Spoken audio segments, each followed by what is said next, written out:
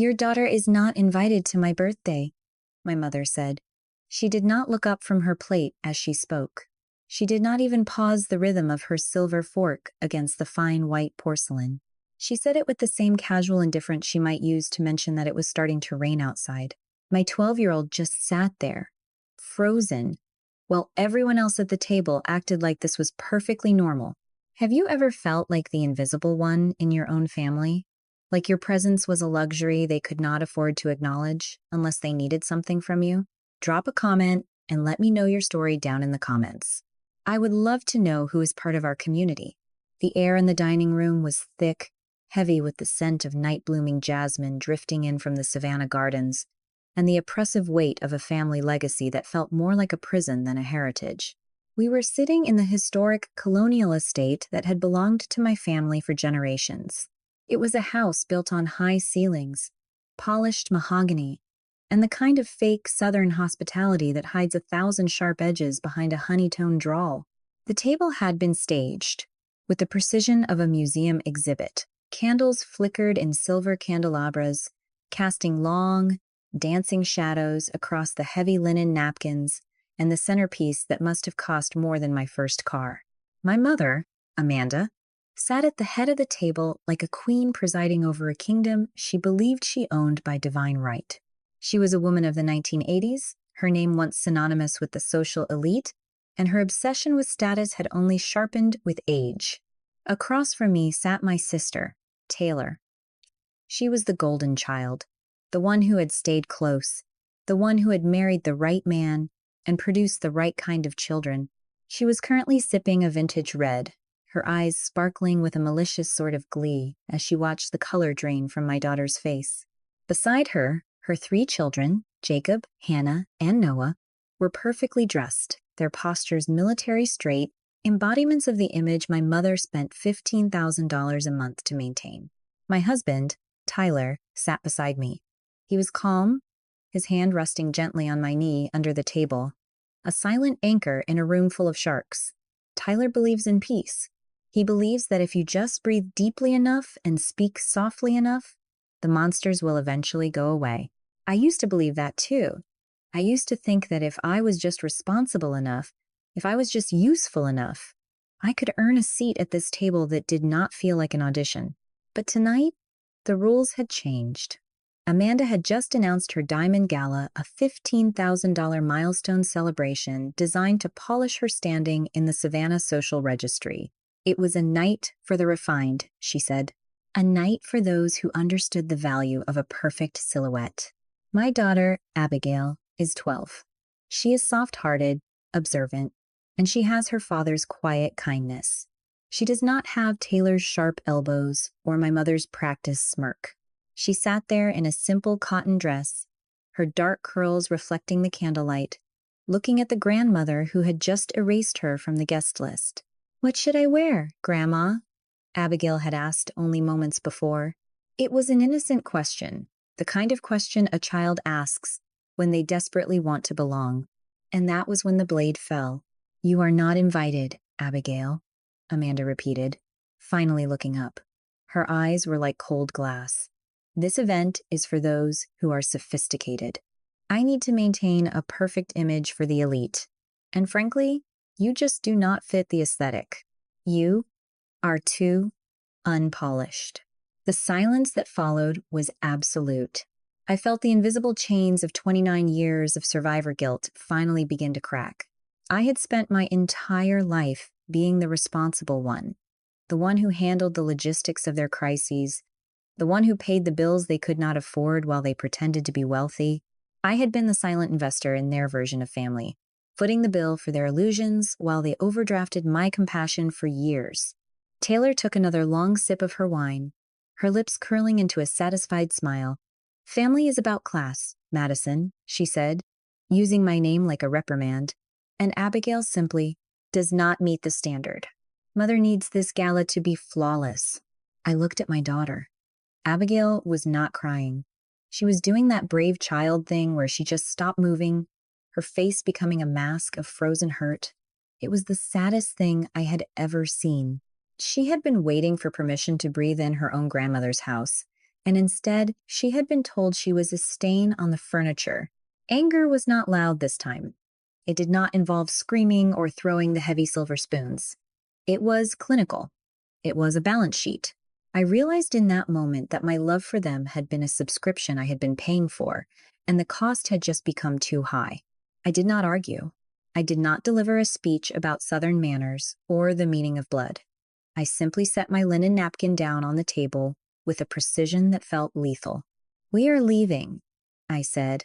My voice was calm, the kind of calm that comes when you finally see a problem with total clarity.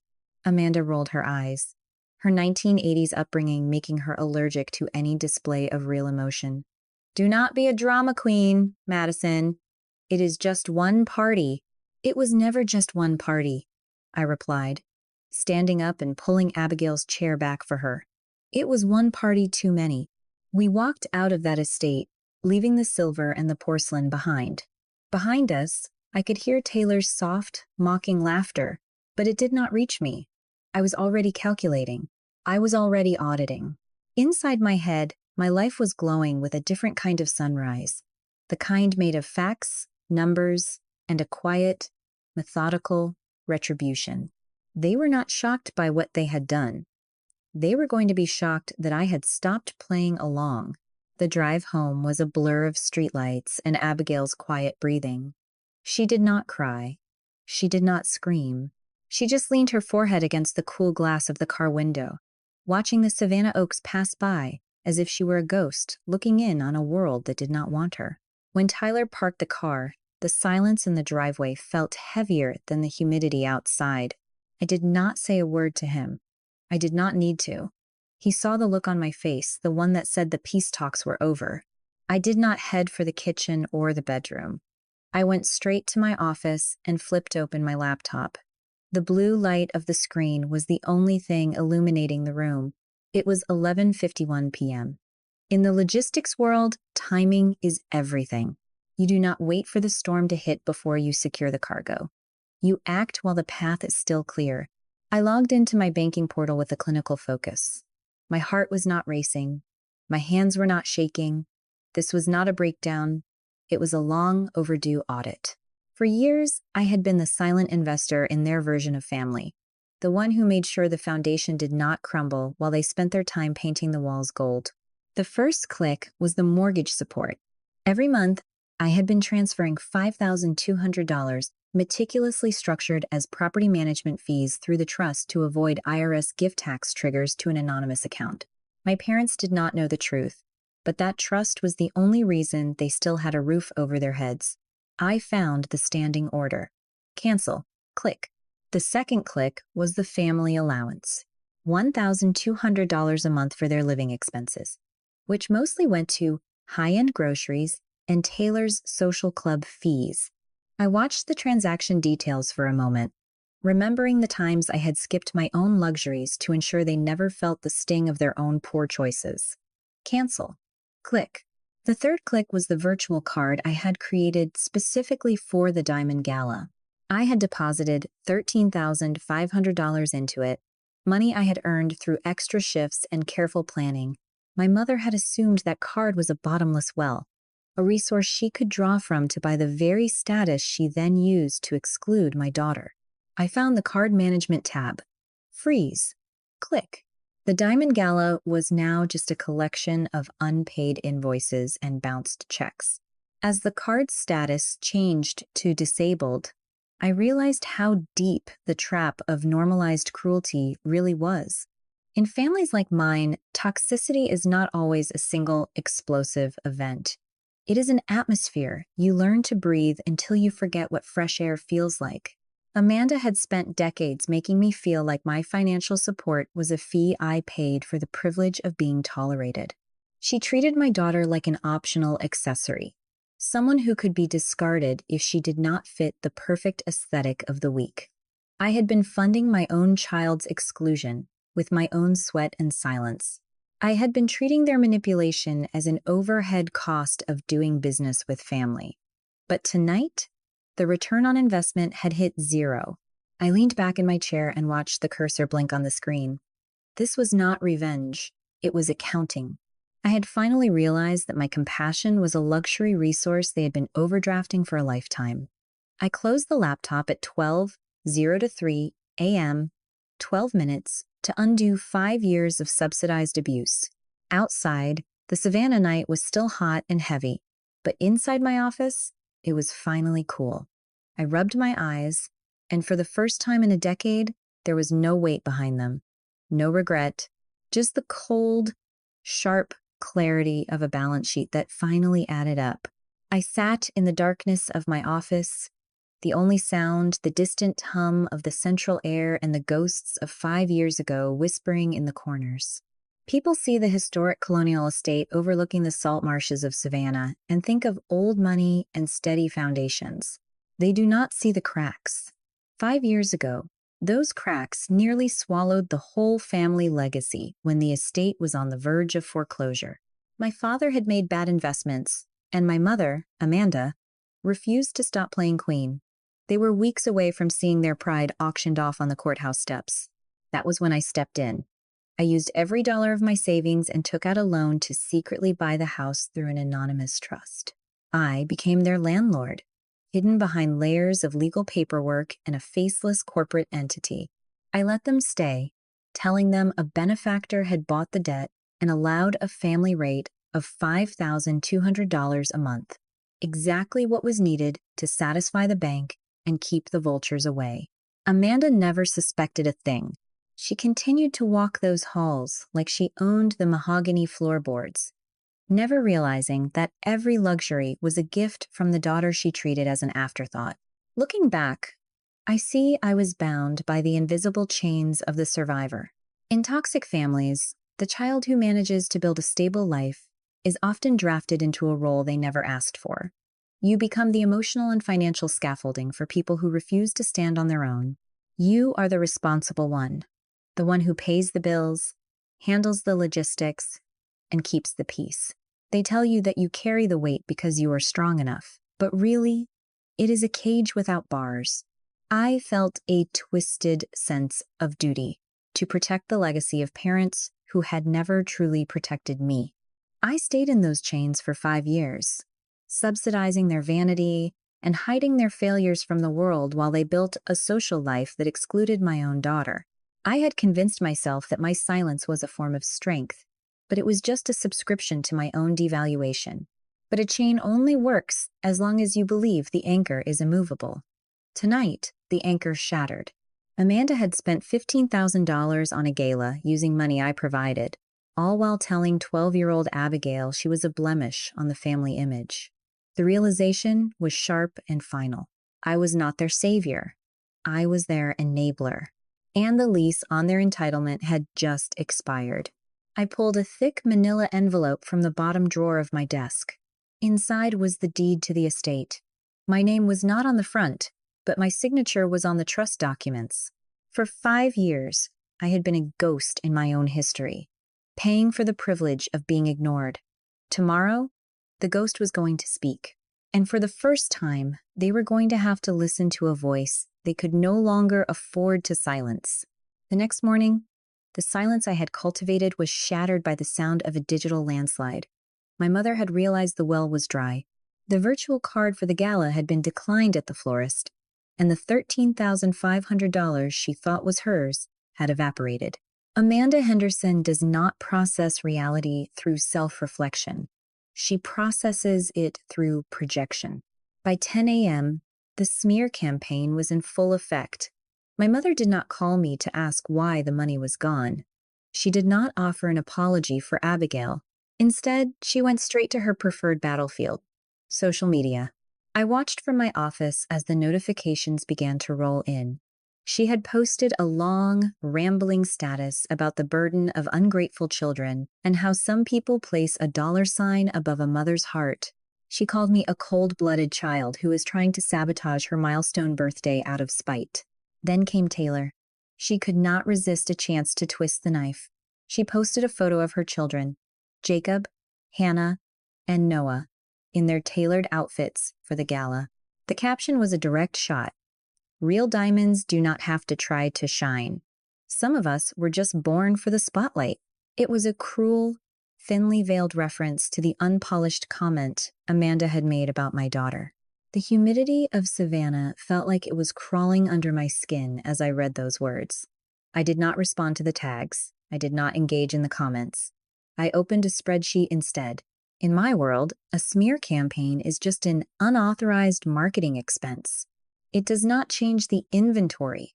It just changes the public perception of the brand. And their brand was rapidly becoming a liability. I was mid-calculation when I heard a soft knock. Abigail was standing in the doorway, her eyes fixed on the tablet in her hands. She had seen it. The sophisticated elite of the family were broadcasting their contempt for a 12-year-old child to the entire world. "Mom?" she whispered, her voice small and brittle. "Is it because I am not pretty enough? Is that why Grandma hates us?" The air left the room. That was the moment the last shred of my hesitation dissolved. My daughter was asking if her worth was determined by a grandmother's narcissism. My mother had not just excluded us from a party. She had tried to forge a new identity for Abigail, one rooted in inadequacy. I walked over and took the tablet from her hands. "No, Abigail," I said, my voice clinical and certain. "It is because they have spent their lives trading character for status. They are playing with glass, thinking it is diamond." I looked at her, and then I looked back at my computer. Amanda and Taylor were so busy shining their fake spotlights that they had not noticed the floor beneath them was gone. They thought they were winning a social war, but they were actually defaulting on a debt they could not possibly repay. I did not cry for them. I did not panic about the family gossip. I simply sent one text to my trust attorney. "The family discount is revoked. File the notice." This was not a family drama anymore. It was an audit. And my mother was about to find out that the most expensive thing you can ever own is the silence of the person footing your bills. I did not answer a single text. I did not engage with the comments on Facebook where my mother was busy performing the role of the martyred matriarch. Instead, I sat in my trust attorney's office, a space that smelled of old leather and cold, expensive reality. Elias knew the Savannah secret because he had helped me build the walls of the anonymous trust 5 years ago. He looked at the screenshots of Amanda's Diamond Gala announcement and the messages Taylor had posted about Abigail being unpolished. He did not offer sympathy. He offered a pen. This was not family drama anymore. It was a contractual breach. The occupancy agreement I had created for the estate included a specific family harmony provision. It was the only condition for the family discount I had been providing. By using the home to host an unauthorized commercial-scale event like a $15,000 gala, and by using that platform to publicly defame the actual owner's child, Amanda had legally voided her status as a subsidized tenant. I watched as Elias finalized the document. We were not just stopping the $5,200 monthly subsidy. We were revoking the family rate entirely, retroactive to the day they had moved in. I had been subsidizing their lifestyle to the tune of $5,000 a month for 60 months. "The total is calculated," Elias said, sliding the notice across the desk. "Based on the fair market value and the breach of the harmony clause, they owe the trust over $300,000. But the real leverage isn't the debt, it's the felony forgery. I'm not waiting for a court-ordered eviction that takes months. I'm giving them a choice. They have exactly 72 hours to vacate and disappear, or I hand this entire file to the district attorney. They can leave the house now or leave in handcuffs later. $312,000? It was the exact price of 1,000 small snubs, of a decade of being treated like a bank account instead of a daughter, and of one cold dinner where my child was told she did not fit the image. I did not feel a surge of guilt. I did not feel the need to call my father and warn him. I felt the kind of peace that only comes from a perfectly balanced ledger. I watched the courier leave the office with the heavy gold-embossed envelope. It was addressed to Amanda Henderson. The family discount was a privilege, not a right. And the moment they treated my daughter's presence as a burden, I treated my support as a memory. The clock was now ticking on the historic Henderson legacy. They had 72 hours to realize that the queen they were serving did not actually own the throne she was sitting on. I was sitting in Elias's office when the second hammer fell. We were supposed to be finalizing the paperwork for the $312,000 in back rent, making sure every cent was legally ironclad. But Elias had gone quiet. He was scrolling through a legacy account file that should not have been part of the occupancy review. It was the college fund my late father-in-law had established for Abigail. $60,000 meant to ensure her future was safe from the very people currently trying to erase her. Madison, Elias said, his voice dropping into that professional register usually reserved for delivering bad news in a boardroom. We have a problem. Or rather, your mother has a massive legal problem. He turned the monitor toward me. The balance on Abigail's trust was zero. It had been drained completely exactly 24 months ago. I did not feel a surge of panic or the urge to scream. I felt a cold, sharp settling in my gut.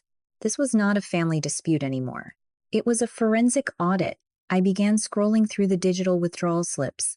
Each one was for $5,000 or $10,000. She hadn't just forged my signature. She had exploited her status as a co-trustee that my father had never updated. She used her residual access to bypass the security protocols, funneling Abigail's future into her own vanity projects under the guise of management fees.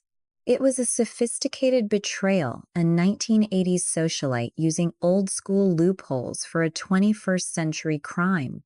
Amanda had spent years studying my handwriting on every check and thank you note I had sent home. She had not just been excluding Abigail from her birthday, she had been harvesting her future to fund Taylor's designer lifestyle and those Diamond Social Club fees.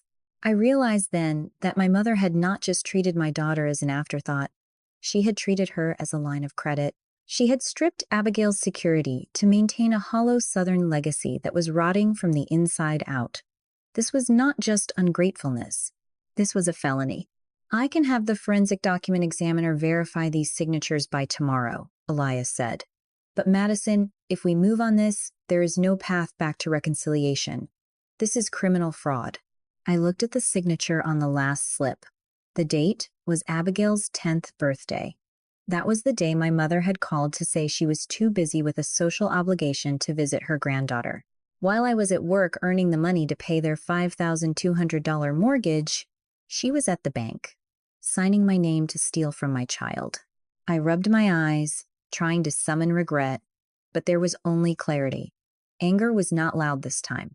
It was clinical. My compassion had been a luxury they had overdrafted for years, and now the account was closed. Proceed, I told him. Finalize the certified forensic audit of the drained trust and attach the formal notice of intent to file criminal charges. We are going to deliver the final bill at the gala. The Diamond Gala was scheduled for 48 hours from now. Amanda thought she was preparing for a night of prestige and applause. She had no idea that the most expensive thing she ever owned was my silence, and the subscription had just expired. I walked out of the office and into the Savannah sun, feeling as factual and lethal as the documents in my bag. The night of the Diamond Gala was supposed to be my mother's coronation, the final polish on a legacy built of stolen glass and borrowed time. I arrived at the historic Savannah estate as the sun began to sink, but the atmosphere inside was not festive. It was panicked. The catering staff had stopped circulating. The string quartet had set down their bows. Rumors were already rippling through the local elite like a toxic tide. The checks were bouncing, and the legendary Henderson credit was suddenly no good. I saw Amanda standing in the grand entryway, resplendent in her Vera Wang gown, her face a mask of calculated Southern charm that was rapidly cracking at the edges. Taylor was beside her, looking equally frantically typing on her phone as a florist demanded payment in the middle of the foyer. They were so busy trying to maintain the silhouette of status that they did not even notice me walking in. I was not wearing a gown. I was in a simple, tailored charcoal gray business suit, carrying the logistics of their downfall in a heavy gold-embossed envelope. "Madison!" Amanda hissed when she finally spotted me. Her voice was a mixture of fury and relief. "Where have you been? The card is failing.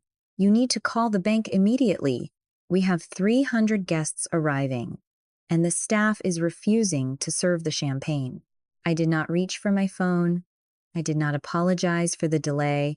I did not even acknowledge the distress in her eyes. I simply held out the envelope. "Happy birthday, Mom," I said. My voice was calm, factual, and lethal. "I brought your gift." Amanda snatched the envelope, her eyes darting to the curious onlookers whispering behind their hands. She forced a thin, trembling smile, probably assuming I had finally caved, and brought her a check for the missing thousands. She tore the seal and pulled out the contents. She went pale. It was not a check. It was the eviction notice, the bill for $312,000 in back rent, and the forensic audit detailing the $60,000 she had diverted from Abigail's future, backed by a sworn affidavit from the document examiner. My father hovered behind her, his face ashen. "Madison, what did you do?" he whispered, his voice catching in the heavy air. "I performed an audit," I replied, loud enough for Taylor and the nearby guests to hear. Amanda's fury finally broke through the southern poise. "How dare you!" she shrieked, the volume of her rage echoing off the mahogany walls. "I didn't raise my voice. I didn't have to." The quiet authority of a balanced ledger was louder than any scream. "I'm not embarrassing you, Amanda," I said, my voice cutting through the murmurs of the room like a cold front.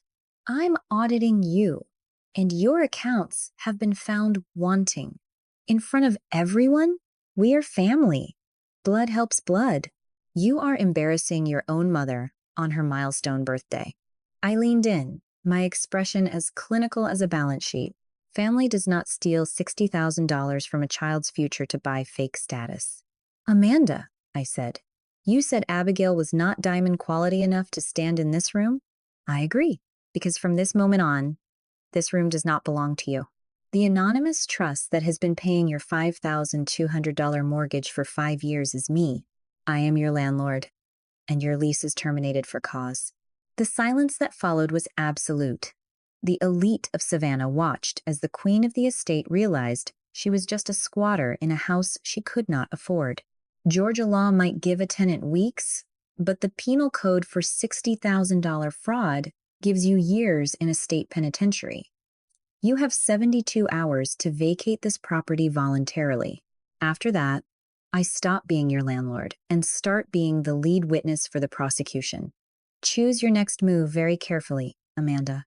Welcome to the real world, Amanda, where status is earned and debt is always collected. I turned and walked out of the estate, leaving the Vera Wang gown and the empty champagne glasses behind. Behind me, the diamond gala had finally finished its transformation. It was not a coronation anymore. It was a crime scene. Selling the historic estate was not about the profit. It was about the exorcism. I watched the auction sign go up on the lawn, where I had once been told I was not enough. And for the first time, I felt like I could finally breathe. The proceeds from the sale did exactly what they were meant to do. I replaced every single cent of the $60,000 Amanda had stolen from Abigail's future. Every loop of those forged signatures was erased by a legitimate deposit. The surplus? I did not keep a dime of it. It went straight to a Savannah Child Advocacy Center. I wanted the Henderson name to finally be associated with protection instead of exploitation. Amanda and Taylor did not go quietly, but the Southern Register has no room for forgery and eviction. My mother is currently facing the cold reality of criminal restitution and a reputation that turned to ash overnight. Taylor's diamond lifestyle evaporated the second the subsidy stopped. I heard recently that she is working an entry-level logistics job, sitting in a cubicle far away from the elite social clubs she once prioritized. They adjusted because they had to. They survived, but they had to learn to do it without using my daughter's future as their safety net. Abigail and I found a different kind of foundation. We moved into a smaller, sun-drenched house on the edge of the city. It does not have 30-foot ceilings or mahogany molding, but it has a kitchen table where my daughter sings while she does her homework. There are no auditions here, no standard she has to meet just to be noticed. We spent all of yesterday planting new seeds in the Savannah soil. Real growth, real roots, and not a single centerpiece meant for a magazine spread. I have spent a lot of time thinking about the illusion of power in an empty wallet. My mother spent decades trying to have the appearance of authority, but she never bothered to be a person of character. She believed that status was a birthright she could buy with my paycheck. But power without character is just a rented suit. When the money stops, you realize the person inside is hollow. She had the Vera Wang gown and the historic address, but she was a squatter in her own soul, stealing from a child to maintain a shadow. I have come to realize that the most expensive thing you can ever own is someone's silence. I paid for their silence for 5 years, and it almost cost me my daughter's spirit. If you find yourself in a similar situation, acting as the designated ATM for people who treat your presence as a burden, remember this: the moment they treat you as optional, treat your support as a memory. The best revenge is not about destroying them. It is about taking away the right they think they have to hurt you. Forgiveness is not always about the other person. Sometimes it is the only way to set yourself free from the role they assigned you. If you were in my shoes, would you have chosen to walk away? Or would you have stayed to try and fix a broken legacy? Share your story in the comments. Your courage might be the wake-up call someone else needs. Do not forget to like and subscribe for more stories of justice.